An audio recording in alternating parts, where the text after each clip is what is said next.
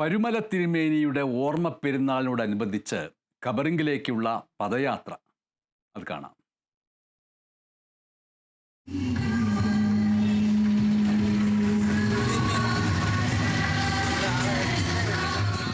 വയനാട് മുതൽ നാടിന്റെ നാനാഭാഗത്തു നിന്ന് ആയിരങ്ങളാണ് പദയാത്രയായി എത്തിയത്.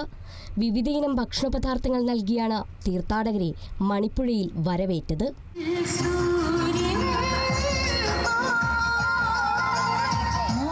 കാൽനൂറ്റാണ്ടായി തിരുവല്ല മാവേലിക്കര റോഡിൽ മണിപ്പുഴ ദേവീക്ഷേത്രത്തിനു മുന്നിൽ ആരംഭിച്ച ഇടത്താവളവും ഇളനീർപ്പന്തലുമാണ് പദയാത്രികർക്ക് ആശ്വാസം നൽകുന്നത്.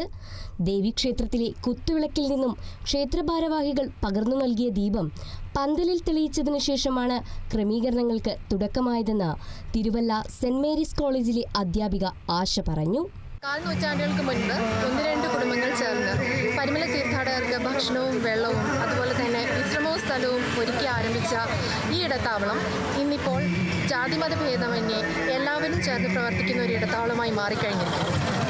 ഈ ഇടത്താവളത്തിൻ്റെ ഏറ്റവും വലിയ പ്രത്യേകത എന്ന് പറയുന്നത് മണിപ്പുഴ ദേവീക്ഷേത്രത്തിൻ്റെ ഭാരവാഹികൾ തരുന്ന കുത്തുവിളക്കാണ്. ആ കുത്തുവിളക്കാണ് ഇവിടെ സന്ധ്യയ്ക്ക് തിരിതെളിയിക്കുന്ന വിളക്കായി ഉപയോഗിക്കുന്നത്. പരുമല തിരുമേനിയുടെ ജന്മനാടായ മുളന്തുരുത്തിയിൽ നിന്ന് ആരംഭിച്ച പ്രധാന തീർത്ഥയാത്രയടക്കം എല്ലാ പദയാത്രകളും വിശുദ്ധന്റെ ഖബറിങ്കിൽ സമാപിച്ചു. പെരുന്നാളിന് നാളെ സമാപനമാകും. Kerala vision news, Pathanamthitta.